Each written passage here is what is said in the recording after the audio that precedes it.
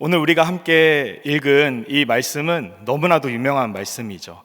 저는 주일학교 때부터 이 가나의 혼인잔치 이 본문을 읽으면 항상 이 찬양이 떠올랐습니다.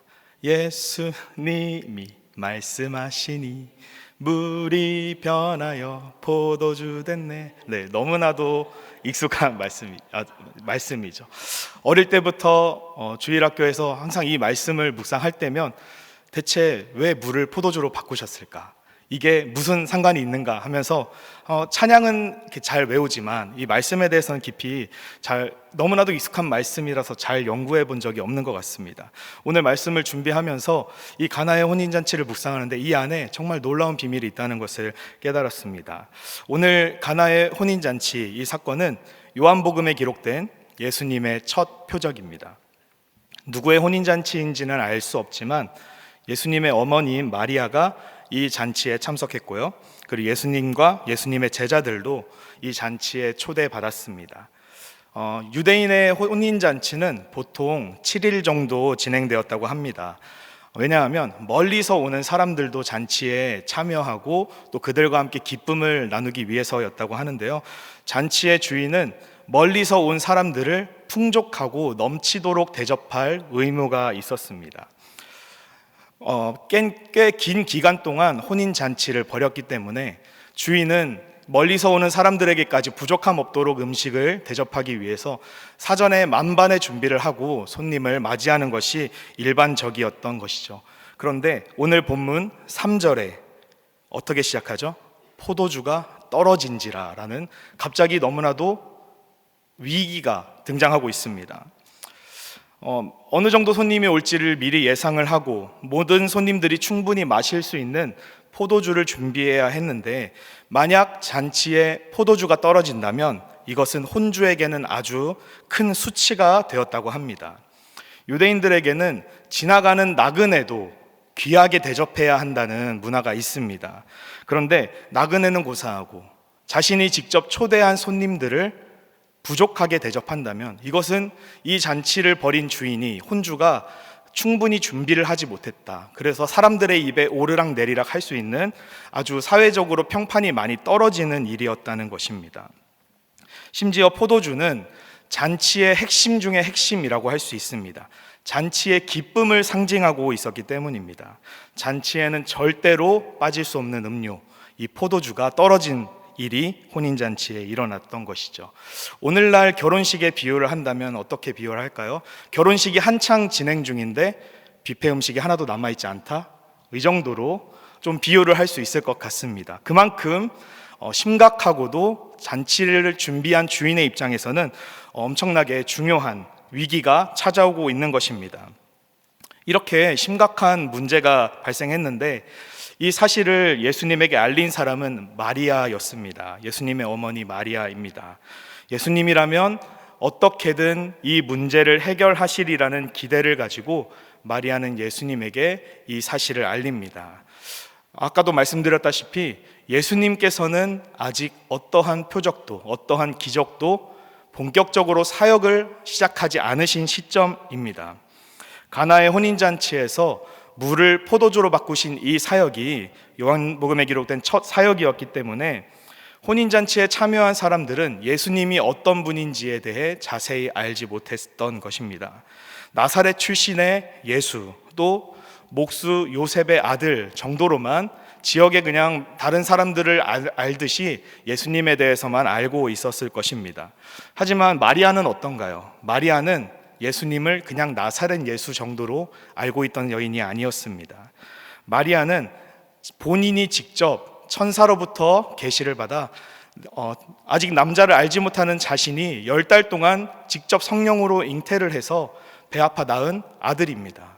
하나님께서 이 아들을 이 땅에 놀라운 섭리 가운데 보내셨다는 것을 너무나도 잘 알고 있었죠. 아기 예수를 경배하기 위해 찾아온 동방박사와 목자들을 만났고 또 천사를 만나서 별을 따라온 그들의 이야기를 마리아는 모두 들었습니다. 예수님의 특별한 출생을 직접 경험했던 이 마리아는 예수님이라면, 내 아들 예수라면 뭔가 이 문제를 해결할 것이라는 기대가 있었습니다. 그래서 오늘 혼인잔치에서 포도주가 떨어진 이 심각한 상황을 예수님께 해결해 달라고 요청한 것이죠. 그런데 예수님의 대답은 마리아의 기대와는 조금 달랐습니다. 어머니의 부탁을 거절하죠. 심지어 여자여, 나와 무슨 상관이 있나이까? 조금 선을 긋는 듯한 표현으로 어머니의 부탁을 거절합니다. 이 여자여라는 표현은 엄밀히 말하자면 그냥 성인 여성에 대한 존칭 정도로 이해하시면 될 것 같습니다. 자신의 때가 아직 이르지 않았기 때문에 어머니의 부탁을 거절했던 예수님이었지만, 마리아는 곁에 있는 하인들에게 놀라운 고백을 합니다. 무슨 말씀이든지 너희에게 말씀하시는 대로 그대로 행하라 라는 마리아의 믿음을 통해 예수님께서는 이 가나의 혼인잔치 가운데 자신이 하나님의 아들이심을 드러내기 시작하십니다. 우리가 잘 알고 있는 것처럼 예수님께서는 하인들에게 돌 항아리에 물을 가득 채우라고 말씀하십니다. 그리고 하인들은 예수님의 말씀을 따라 마리아가 명령한 대로 예수님께서 무슨 말씀을 하시든지 그대로 순종하며 돌 항아리에 물을 가득 채우기 시작했습니다. 6절의 말씀을 보시면 이 돌 항아리가 유대인의 정결 예식에 사용되는 돌 항아리라고 설명하고 있습니다. 정결 예식이란 무엇일까요? 말 그대로 사람을 정결하게 하는 예식입니다. 사람이 정결하게 되기 위해서 거쳐야 하는 예식입니다.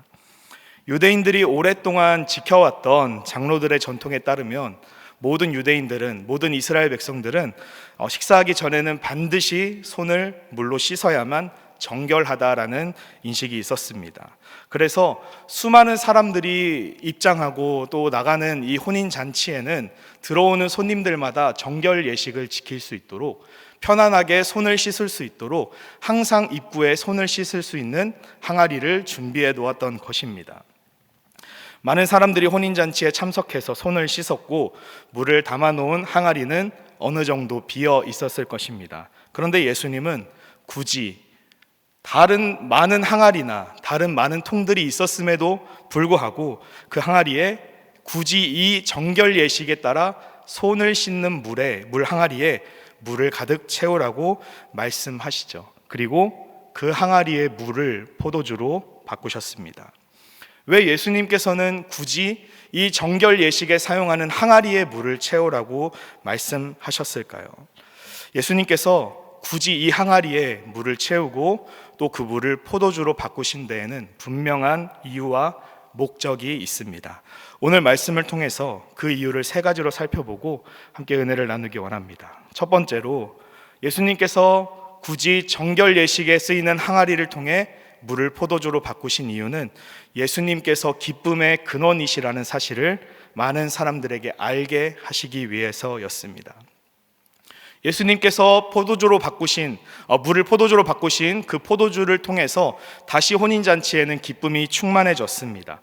하지만 오늘 본문에는 똑같은 포도주를 대하면서 서로 다른 기쁨을 누리는 사람들이 등장합니다.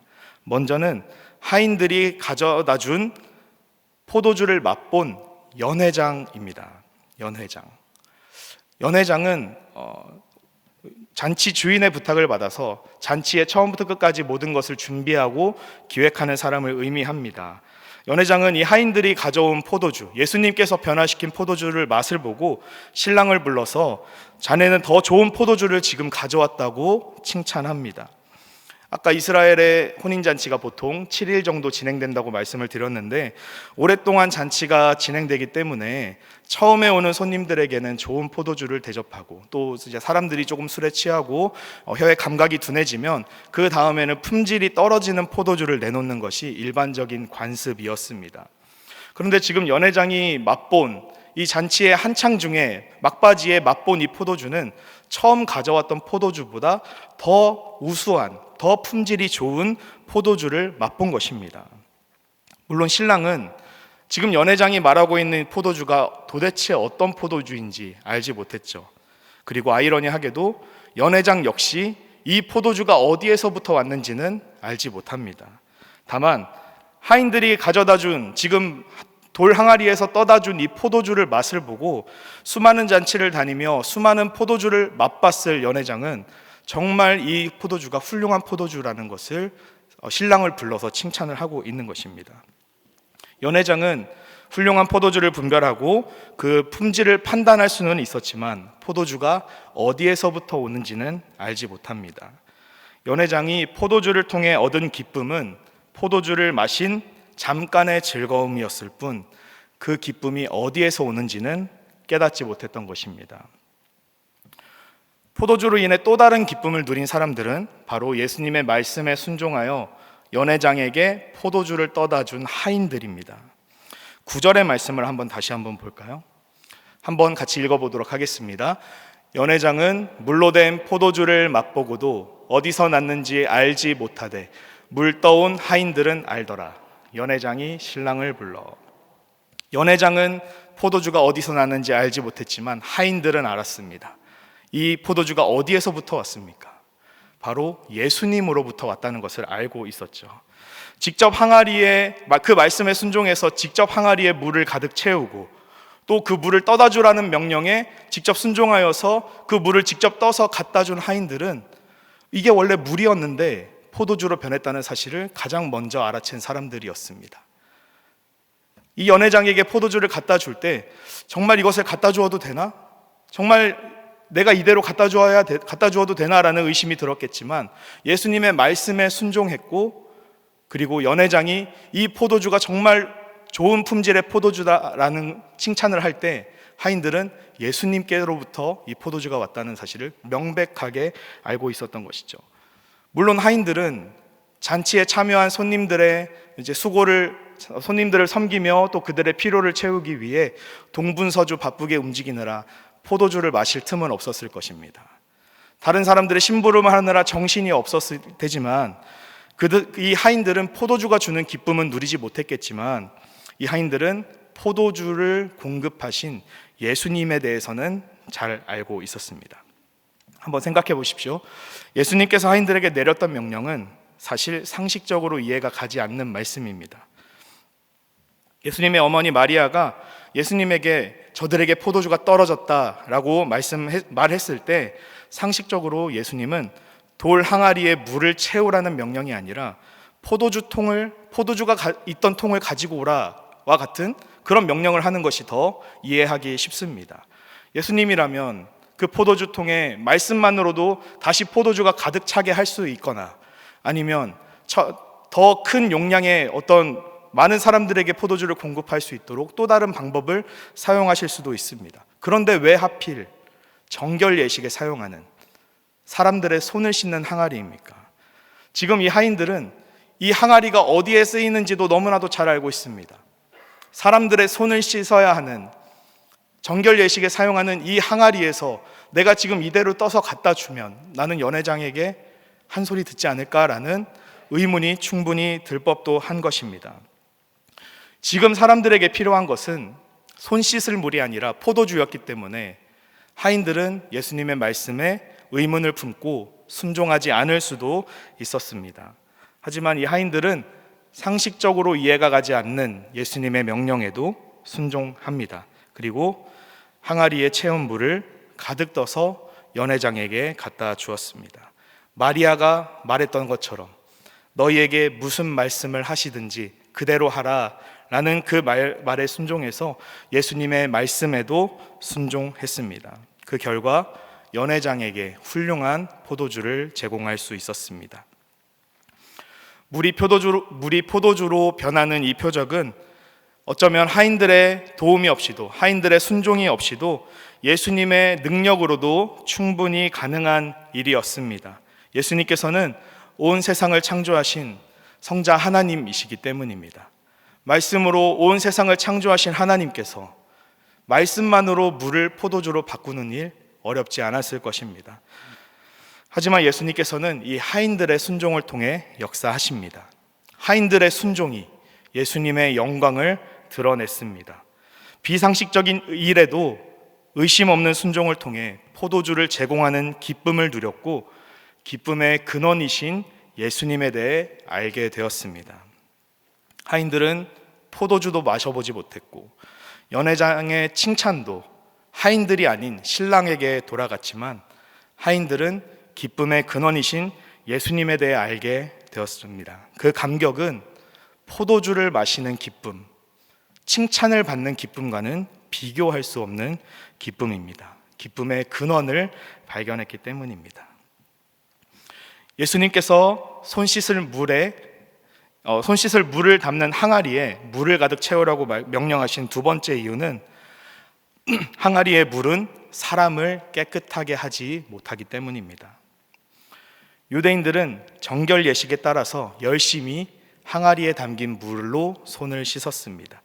하지만 이 정결 예식은 완전하지 못합니다. 6절의 말씀을 다시 한번 보시면 이 정결 예식이 불완전하다라는 것을 숫자로도 보여주고 있습니다. 거기에 유대인의 정결 예식을 따라 두세 통 드는 돌 항아리 몇 개가 놓여 있습니까? 6개가 놓여 있습니다. 사실 6이라는 숫자, 6이라는 숫자는 유대인들에게 불완전함을 상징하는 숫자입니다. 7이 완전수기 때문에 6이라는 숫자는 그 7에 미치지 못한다라는 상징을 가지고 있습니다. 모든 사람이 자신을 정결하게 할 것이라고 기대하고 돌 항아리에 담긴 물로 자신의 손을 씻었지만 이 손을 씻는 정결 예식은 사람을 완전히 정결하게 하지는 못했습니다. 잠깐 손을 깨끗하게 하고 잠깐 겉을 씻을 수는 있지만 모든 사람이 근본적으로 가지고 있는 죄의 문제는 해결하지 못하는 것, 그것이 바로 정결 예식이었던 것입니다. 다른 집에 들어갔을 때, 또 다른 식사를 할 때 사람들은 또다시 손을 씻어야 했습니다. 또다시 이 정결 예식을 거쳐야 했고, 그럴 때마다 나는 매번 반복해서 손을 씻어야 하는 죄인이구나 라는 사실을 깨달을 뿐이었죠. 유대인들이 드리는 제사도 마찬가지입니다. 유대인들은 하나님께 제사를 드릴 때마다 자신의 죄값을 동물에게 대신 지게 하는 희생제사를 드려야 했습니다. 그런데 그 제사가 이 사람이 가진 죄를 완전하게 깨끗하게 씻어주지는 못합니다. 또다시 죄를 짓고 또다시 동물을 끌고 와서 그 동물에게 나의 죄를 전가시키는 희생제사가 유대인들에게 날마다 반복되었던 것입니다. 아무리 많은 동물의 피를 쏟아내고 아무리 많은 동물의 고기를 태워 하나님께 제사를 드린다 한들 인간은 죄인이기 때문에 또다시 죄를 지어 그 희생 제사를 반복해야 했습니다. 반복되는 손 씻기, 반복되는 제사, 이 구약의 율법으로는 인간이 가진 죄의 문제를 완전히 해결하지 못하는 것이죠. 예수님께서 굳이 정결 예식에 사용되는 항아리에 물을 채우라고 하신 이유가 여기에 있습니다. 혼인잔치에 참여한 사람들의 손은 잠깐 깨끗해졌을지 모르지만 그 사람들의 죄의 문제는 해결받지 못했기 때문에 예수님께서는 율법의 행위로 구원받지 못하는 이 수많은 사람들을 구원하시기 위해 자신을 희생제사로 드려서, 단번에 우리를 위한 희생제사로 드려서 우리가 가진 모든 죄의 문제를 단번에 해결하시기 위해 굳이 정결 예식, 불완전한 정결 예식을 나타내는 돌 항아리에 물을 채우라고 하신 것입니다. 예수님께서는 그 누구도, 그 어떤 예식도 해결할 수 없는 죄의 문제를 해결하시기 위해 오셨습니다. 손이 아니라 우리의 죄를 깨끗하게 하시려고 이 땅에 오셨습니다. 그리고 물을 포도주로 바꾸셔서 무엇이 진정으로 사람들의 죄를 깨끗하게 하는지를 보여주십니다. 손을 씻는다고 해서 죄가 사라지고 용서받는 것이 아니죠. 사람이 죄 용서를 받을 수 있는 길은 우리의 겉을 씻어주는 물이 아니라 죄 없으신 예수 그리스도께서 우리를 대신해 십자가에서 쏟으신 피입니다. 요한복음 6장 53절에 보면 예수님께서 제자들에게 이렇게 말씀하십니다. 함께 같이 읽어보겠습니다. 예수께서 이르시되 내가 진실로 진실로 너희에게 이르노니 인자의 살을 먹지 아니하고 인자의 피를 마시지 아니하면 너희 속에 생명이 없느니라. 아멘. 예수 그리스도의 피를 마시지 않으면, 그 피가 우리 안에 있지 않으면, 그 피로 죄 씻음을 받지 않으면 우리 안에 생명이 없다고 말씀하십니다. 혼인잔치에 참여한 손님들에게 진정으로 필요한 것은 그들의 손을 씻을, 잠깐 동안 그들의 겉을 깨끗하게 할 물이 아니라 그 사람들의 죄를 씻을 예수 그리스도의 피였습니다. 혼인잔치에 참여한 사람들은 손을 씻으면서 오늘 나는 정결하게 되었다, 나는 다시 깨끗하게 되었다 라고 생각했을지 모르지만 이 사람들은 진정한 구원의 감격은 누리지 못했습니다. 겉으로는 죄가 씻겨진 것처럼 나는 지금 정결하다라고 생각했을지 모르지만 그들의 삶은 예수 그리스도가 없는 삶이었기 때문입니다. 마치 포도주가 떨어진 혼인잔치처럼 불안하고 위태로운 삶이었기 때문입니다. 그러나 예수님께서는 이 혼인잔치의 중심이 되셔서, 잔치의 주인이 되셔서 불완전하고 위태로운 그들의 삶에 다시 한번 포도주를 공급하십니다. 그리고 예수 그리스도의 그 피가 모든 사람의 죄의 문제를 해결할 구원의 길이라는 것을 소개하십니다. 이것이 예수님께서 돌 항아리에 물을 채우신 이유입니다. 세 번째로 예수님께서 돌 항아리에 물을 채우신 이유는 성경에 기록되어 있습니다. 11절의 말씀을 한번 다시 보도록 하겠습니다. 함께 같이 읽어보겠습니다. 예수께서 이 첫 표적을 갈릴리 가나에서 행하여 그의 영광을 나타내심에 제자들이 그를 믿으니라. 아멘. 예수님께서 이 표적을 행하신 이유가 무엇입니까? 표적을 통해 예수님의 영광을 나타내시기 위해서였습니다. 성경은 물을 포도주로 바꾸신 예수님의 사역을 표적이라는 말로 기록하고 있습니다. 표적은 어떤 것을 가리키는 표지판 같은 것입니다. 제가 이렇게 가리켰을 때 제 손가락을 보지 않고 제가 가리키는 장소를 보는 것처럼 어떤 표적이라는 것은 어떠한 사실, 어떠한 존재를 소개하고 드러내는 사인입니다. 그렇다면 혼인잔치에서 물을 포도주로 바꾼 이 사건은 무엇을 소개하고 무엇을 가리키는 표지판일까요? 바로 예수를 그리스도로 소개하고 있는 표적입니다. 지금까지 어떠한 사역도 시작하지 않은 나사렛 예수가 하나님의 아들이요, 온 인류의 구원자요, 모든 유대인들이 기다려오던 메시아라는 것을 가리키는 표지판이 바로 오늘 예수님께서 행하신 표적입니다.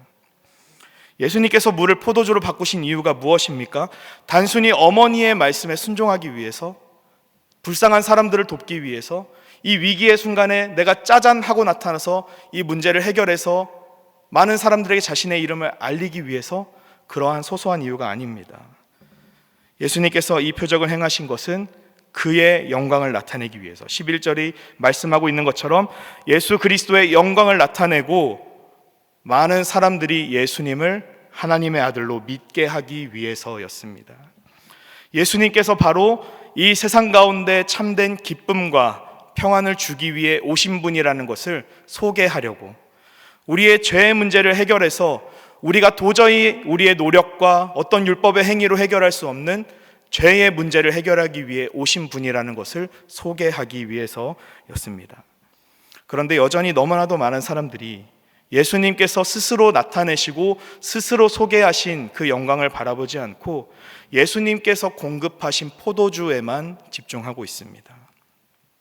예수님께서는 지금 하인들을 통해 물을 포도주로 변화시키는 놀라운 일을 행하고 계시는데, 그 옆에서 같은 장소에 있으면서 연회장처럼 포도주로만 기뻐하는 것이 많은 사람들의 모습입니다. 사랑하는 여러분, 예수님께서 인간의 몸을 입고 낮고 낮은 이 땅에 오신 것은 우리의 고민과 우리의 문제를 해결해 주시기 위해서, 물론 그것도 예수님께서 오신 결과 중에 하나입니다. 그런데 우리의 소원을 들어주기 위해 오신 분이 아닙니다. 우리가 원하는 것이 아니라 우리가 진정으로 필요한 것, 우리가 구해보지도 않았지만 진짜 우리도 몰랐던 우리의 죄의 문제를 해결하시기 위해 예수 그리스도는 이 땅에 오셨습니다. 예수님께서 이 땅에 오신 목적은 예수 그리스도를 통해 모든 사람이 죄 사함을 받고 예수님으로 인해 기뻐하고 포도주가 아닌 포도주를 공급하시고 기쁨을 주시는 예수님으로 인해 기뻐하는 것입니다. 그리고 모든 이름 위에 뛰어난 그 이름을 찬양하게 하는 것, 예수를 그리스도로 고백하는 것, 이것이 예수님께서 이 땅에 오신 목적입니다. 말씀을 정리하도록 하겠습니다. 사랑하는 여러분, 우리는 모두 포도주가 떨어진 혼인잔치와 같은 존재였습니다. 불안하고 위태롭고 멸망을 향해, 죽음을 향해 날마다 전력으로 달려가는 것이 죄인인 우리의 모습이었습니다.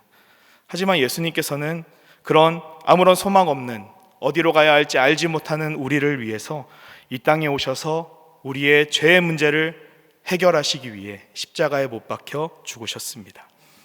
우리의 죄의 문제를 해결하시고 영원한 생명을 우리에게 선물로 주셨습니다. 그리고 죄의 종으로 살아가던 우리를 의롭다 여겨주시고 우리를 하나님 나라, 천국 잔치로 초대하십니다. 그 놀라운 은혜로 우리는 오늘도 예수 그리스도 안에서 기쁨을 누리며 살아가는 줄 믿습니다. 우리의 매일매일의 삶이 천국 잔치요, 매일매일의 삶이 예수 그리스도 안에서 참된 기쁨을 누리는 하나님 나라인 줄 믿습니다. 그래서 우리는 세상의 것들을 구하지 않습니다. 세상의 것들로 우리의 만족을 채우려 하지 않습니다. 오직 예수 그리스도만이 우리의 기쁨의 근원 되시기 때문입니다. 오늘도 예수 그리스도께서 베풀어 주신 이 천국 잔치를 살아가고 있는 사랑하는 여러분, 바라기는 우리의 모든 삶이 날마다 예수 그리스도만으로 만족하는 삶이 되기를 소망합니다. 우리의 모든 삶이 포도주로 만족하고 포도주의 품질을 판단하며 너무나도 만족스러운 얼굴을 짓고 있는 연회장의 모습이 아니라 이 세상에서 아무런 칭찬도 받지 못하더라도 이 세상에서 겸손히 주님의 말씀에 순종하는 하인의 모습이 되어서 예수 그리스도를 알아가는 그 기쁨, 우리에게 참된 기쁨의 근원 되시고 우리에게 참된 영원한 생명을 주시는 예수 그리스도를 아는 그 기쁨으로 만족하는 하인들의 모습이 우리의 삶이 되기를 소망합니다. 그리고 우리의 삶을 통해서 이 기쁨의 근원, 기쁨의 이유가 날마다 증거되고 예수 그리스도의 영광이 우리의 삶을 통해서 선포되기를 주님의 이름으로 축원드립니다.